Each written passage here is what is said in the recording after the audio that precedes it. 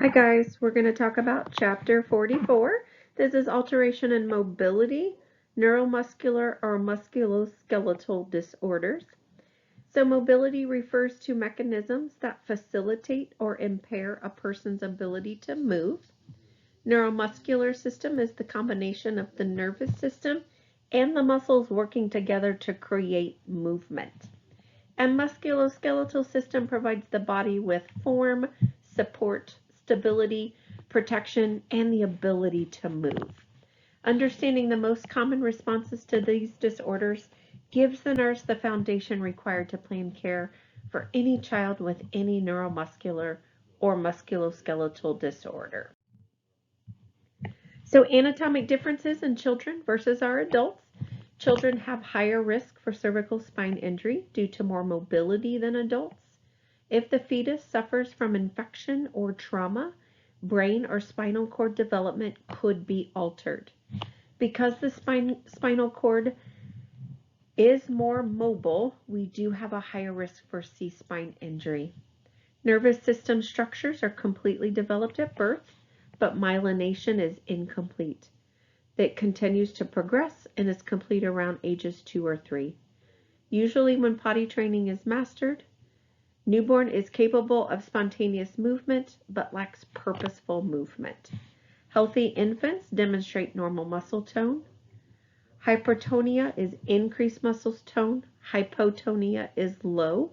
Those would be abnormal findings. So we just need to determine why we might be seeing those.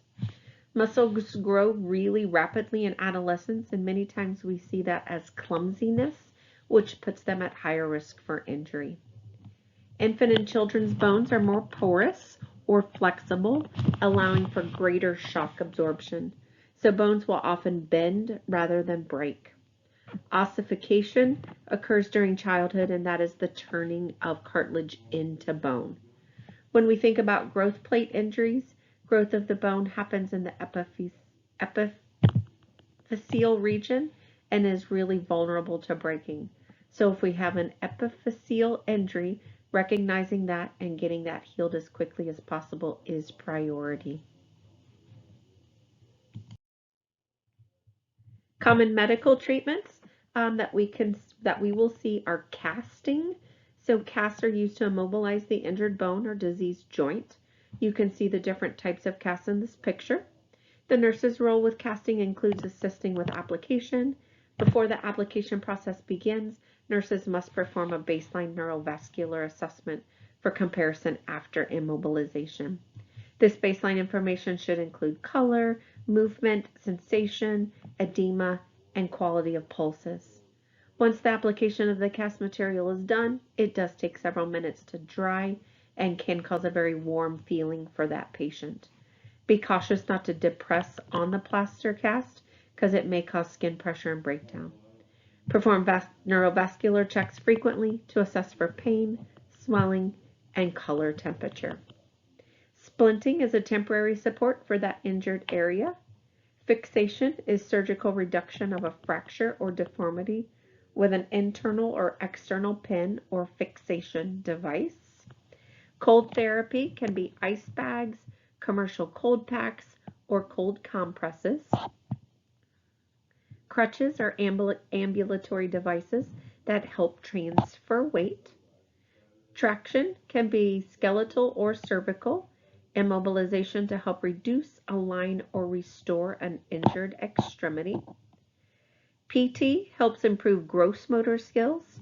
OT focuses on fine motor skills. And ST can help with impaired feeding difficulties related to oral muscular issues. And then that last one is orthotic braces. And those are devices specially fitted for a child to help maintain proper body alignment. Some of the drugs that we might see include benzos. They're used to relieve skeletal muscle spasms. Baclofen is used to treat painful spasms and decrease spasticity in children with motor neuron lesions. Corticosteroids are an anti-inflammatory and immunosuppressive action. Botulinum toxins relieve spasticity. Acetaminophen is relief of mild pain. If it's used alone, moderate or severe pain if we use it with a narcotic. Narcotics are relief of moderate to severe pain associated with injuries or orthopedic procedures. Non-steroidal anti-inflammatory or our NSAIDs are used for mild or moderate pain. And bisphosphonate increases that bone mineral density. So several meds here that we might see as we discuss some of these disorders. Labs and diagnostics. Diagnostic screening that may be performed include MRI, CT, or ultrasound. When we think about MRIs, that provides a 3D view of the body part being scanned. Children must remain very motionless through this entire scan, so younger kiddos will need to be sedated if they're unable to hold still. A CT is a non-invasive X-ray that studies tissue density and structures. Childs, again, must remain still for this lengthy procedure or sedation might be necessary. Ultrasound uses sound waves to locate depth and structure within the soft tissue and fluids, better tolerated by children than that MRI or the CT. As far as assessment of a child with a neuromuscular or musculoskeletal disorder, again, this is going to include a health history and a physical examination. A health history consists of past medical history, pregnancy history, family history, and present illness. While we're eliciting this present history, we're going to want to inquire on any changes in gait, any clumsiness, have they had any recent trauma. This will help determine the mechanism of injury. Are they have poor feeding? That's always a sign that there's something different going on.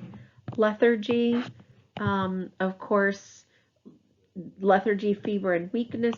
Those are things that would indicate something is going on. We do want to make sure the kids are reaching their milestones and when those milestones are mastered. This information is helpful when we are assessing neuromuscular development. So with these patients, interventions of prevention or complication due to immobility is vital. When you look at this list, you'll see that this is the same for kids as it is with adults.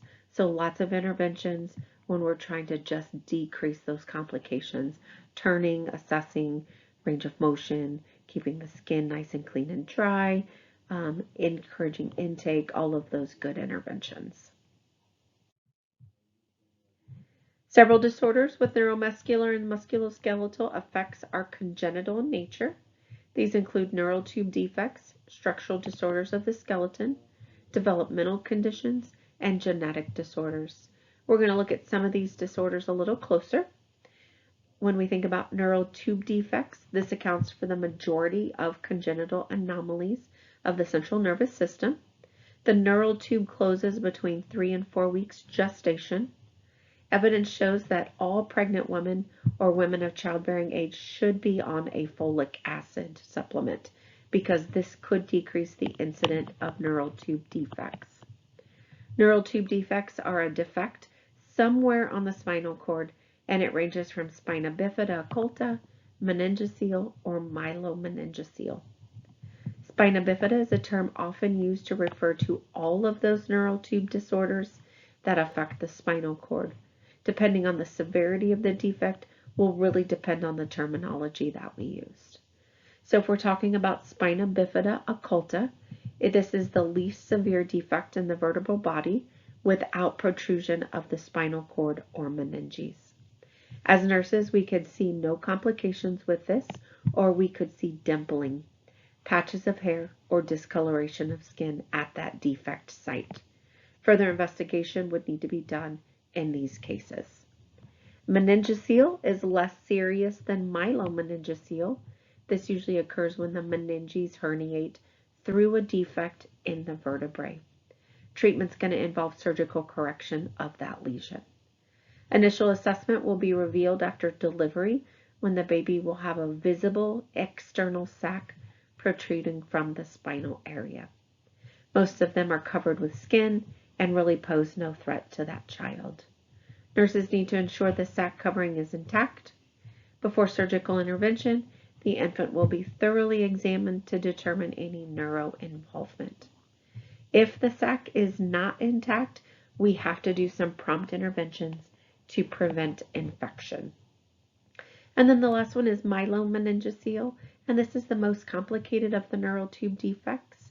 Clinically, the term spina bifida is often used to refer to as a myelomeningocele. This one is very complex. We do see the spinal cord ending at the defect, often resulting in absent motor and sensory function. We will have spinal cord and meninges outside of that spinal column. We will often see hydrocephalus associated with this defect. Treatment will include surgical correction and closure as soon as possible. Some of the nurses' major focuses will be keeping that sac, again, intact and infectious-free until they can get into the OR. We want to keep that sac from rupturing, so keeping it moist, because if it dries out, it could crack and rupture. We usually use sterile saline on a non-adhesive gauze to keep it moist. After surgery, we'll put them in a prone or side-lying position to keep that incision clean and free from any feces or urine that may travel to that area. So you can see the picture here, the figure here of these neural tube defects. Picture A is a normal spine. Picture B is spina bifida occulta, defects of the vertebral body without protrusion of the spinal cord or meninges. Oftentimes these are benign and asymptomatic. Picture C is a meningocele, which again occurs when the meninges herniate through a defect in the vertebrae. Treatment involves surgical correction. And then D is the myelomeningocele. This is the most severe form of neural tube defect. Spinal cord often ends at the point of the defect, resulting in a long-term complication of paralysis, orthopedic deformities, and bowel and bladder incontinence are often seen.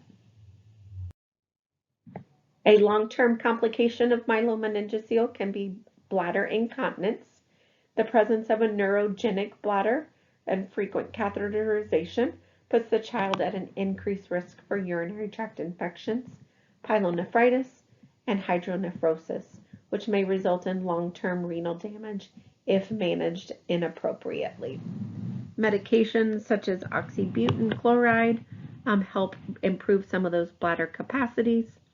Prompt recognition and treatment of infection is vital for these nurses. So what are some teaching topics that we can consider for our parents with children with myelomeningocele? The first one is positioning.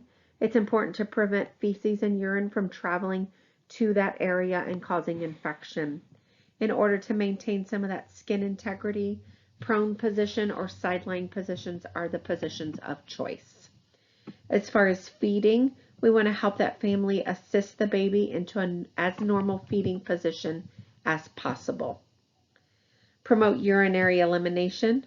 Myelomeningocele remains one of the most common that have that neurogenic bladder, which we just talked about. Therefore, renal function evaluation must be done. Interventions regarding that neurogenic bladder may include clean intermittent catheterization. And then preventing latex allergy. These patients are at high risk for developing a latex allergy because of the multiple surgeries and being exposed to latex multiple times during their small little life. A latex environment should be created, a latex-free environment, should be created to prevent latex allergy. Just remember that long-term education and care needs to start in that hospital setting. All right, the next set of disorders we're going to look at are structural disorders of the skeleton. Pectus excavatum and pectus carnatum are anterior chest wall deformities. Limb deficiencies occur during fetal development. Polydactyl or syndactyl is the presence of extra digits on the hand or foot.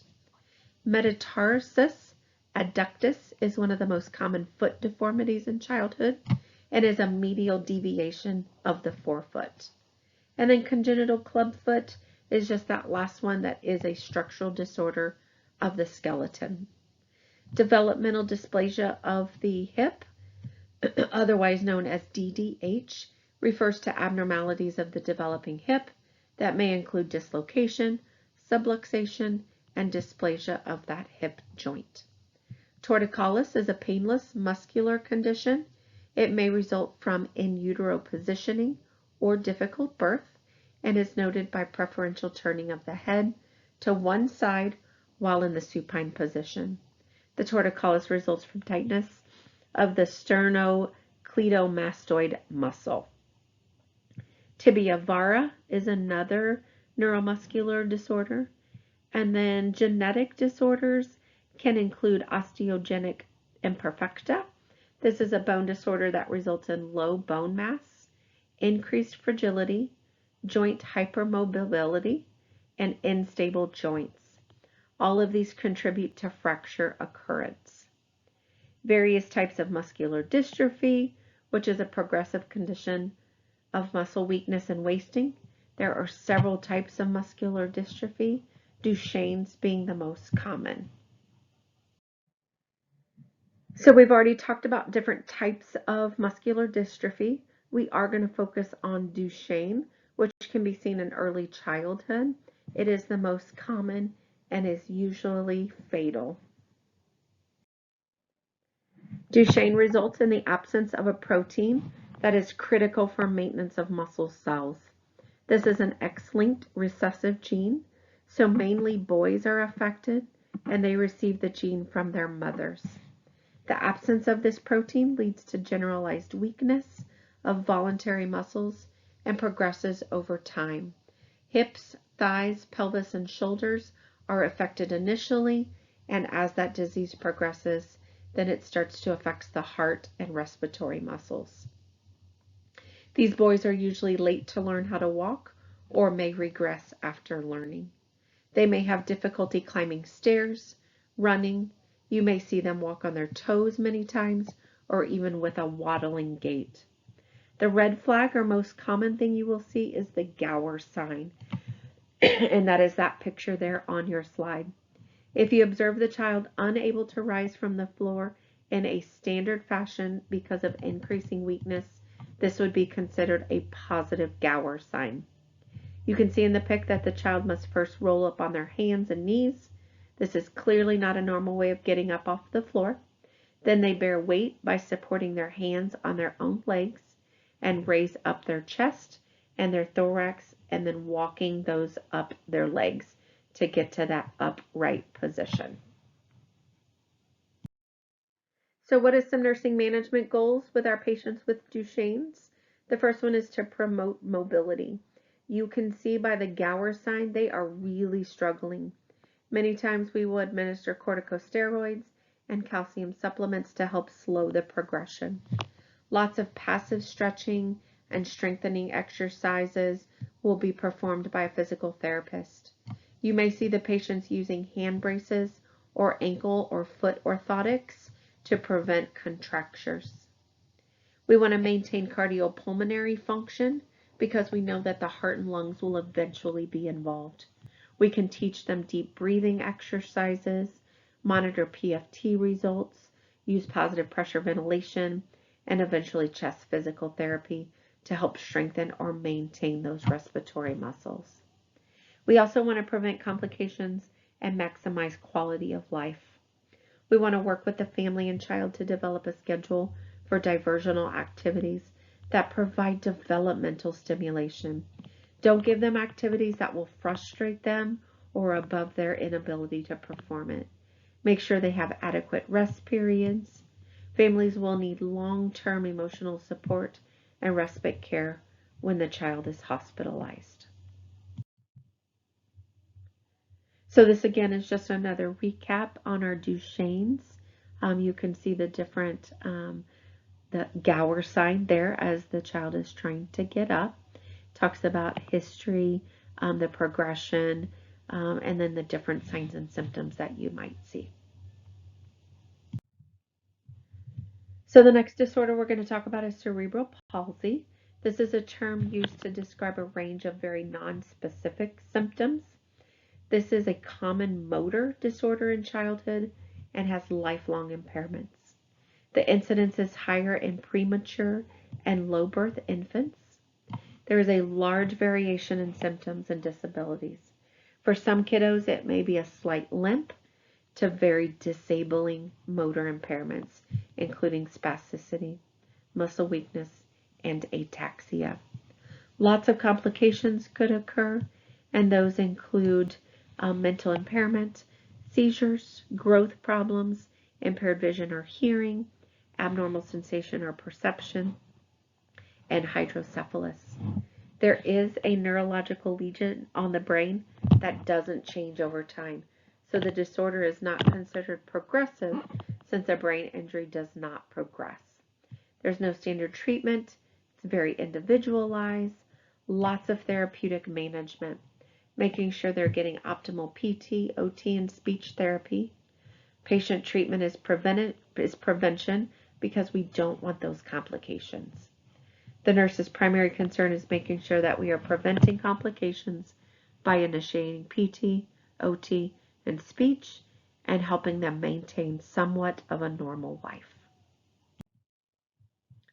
We've talked about CP being a motor or movement disorder. When we see issues with walking and muscle tone, this is a very common assessment. Muscle tone with these kiddos are really tight.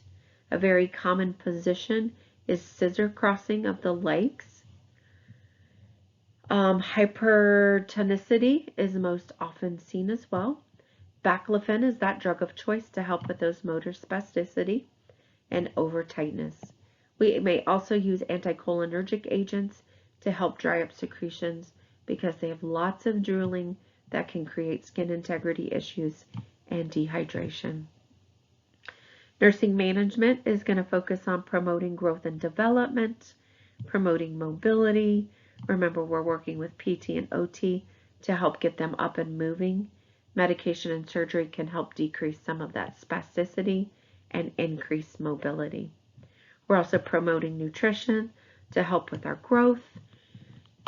Feeding times may take a little longer due to poor control of mouth, tongue, and throat. So make sure our patient is properly positioned to facilitate good swallowing to decrease any chance of aspiration. And then we also want to, as nurses, we want to make sure we're supporting and educating our families. So as we move into acquired neuromuscular and musculoskeletal disorders, we know that these can be acquired during childhood or adolescence, and they include rickets, slipped capitofemoral epiphysis, leg calvé perthus disease, and transient synovitis of the hip, scoliosis, and we're going to look at scoliosis. So scoliosis, I think we're very familiar with. I think we probably all can remember the screenings we had when we were younger. This is a lateral curvature of the spine greater than 10 degrees, may be congenital or associated with disorders or acquired. Multiple types: idiopathic, neuromuscular, and congenital. The most common is idiopathic scoliosis, so unknown cause. With pre-adolescent growth spurts, we may hear them complain of ill-fitting clothes. As the curve progresses, the shape of the thoracic cage changes, and respiratory and cardiac compromise could occur. Treatment of scoliosis is aimed at prevention of progression. For curves that are 25 to 40 degrees, bracing may be sufficient to decrease progression. Patients will wear the brace for 23 hours a day, and once they are done growing, they won't have to wear the brace anymore. For curves greater than 45 degrees, rods are placed and bone grafting is required. So here you can see the significant curvature of the spine that can occur with scoliosis, and that sweet little girl with the brace is helping decrease that progression.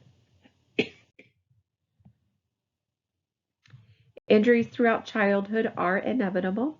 Trauma or unintentional injury is the leading cause of childhood morbidity and mortality. Neuromuscular trauma includes spinal cord injury and birth trauma. Spinal cord injury is damage to that spinal cord that results in loss of function. Spinal cord injury or trauma can occur from things such as car accidents, falls, diving into shallow water, gunshots or stab wounds, sports injuries, child abuse, or birth injuries. These are common, but when they do occur, these are uncommon, but when they do occur, they have lasting, devastating impacts on the child and family's physical and functional status. Assessment findings are based on the location and severity of the injury. Common signs and symptoms include inability to move or feel extremities, numbness, tingling, weakness, loss of voluntary movement below the level of the lesion. So the higher the injury, the more extensive the damage and greater loss of function.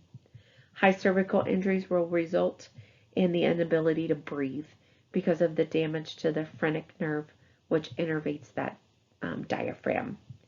Recovery from a spinal cord injury requires a long-term hospitalization and rehabilitation. An interdisciplinary team is essential to promote communication. Prevention is an important nursing consideration. So it's important to educate our public on vehicular safety, including seat belts, age-appropriate safety seats. We're going to talk about bicycle, sports, and recreation safety, prevention of falls, violence prevention, including gun safety, water safety, including that risk of diving in the shallow waters. These educational topics will help decrease the incidence of spinal cord injuries in our children's population. Fractures, strains, sprains, overuse syndrome, and dislocated radial head can occur in younger children and adolescents. Fractures occur commonly in the forearm and the wrist. Most pediatric fractures heal very well with minimal treatment. Fractures in children result most frequently from accidental trauma. The growth plate is the most vulnerable portion of the child's bone and is frequently the site of the injury. So there are lots of types of fractures in children. Your book mentions several. Plastic or bowing deformity is a bowing or bending without breaking. Buckle fractures are compression injuries where the bone actually buckles rather than breaks. Green stick fracture is an incomplete fracture of the bone. A lot of times we see those on our lower leg bones in our kiddos. Complete fracture is when the bone breaks into two pieces. And again, you can see several more listed here on the slide. I do want to point out that spiral fractures are common with suspicion of abuse, as well as fractures in the newborn. So spiral fractures are not common. We need to suspect that something's going on. The common signs and symptoms: pain, edema, deformity, crepitation, decreased sensation. If our patient has decreased sensation or decreased pulses, we want to look at those right away. Some of the risk factors are kids through adolescence. They're always at high risk. Treatment's going to include immobilization. Casting can be interesting, but we want to make sure that casting, before we cast, that swelling's going down so the cast doesn't get too tight. After casting or reduction by internal fixation, we do want to make sure we're assessing those 5 P's: pain, pulse, pallor, paresthesia, and paralysis. And that concludes chapter 44. If you have any questions, you can shoot me an email or we can chat about it in class. Thanks, guys.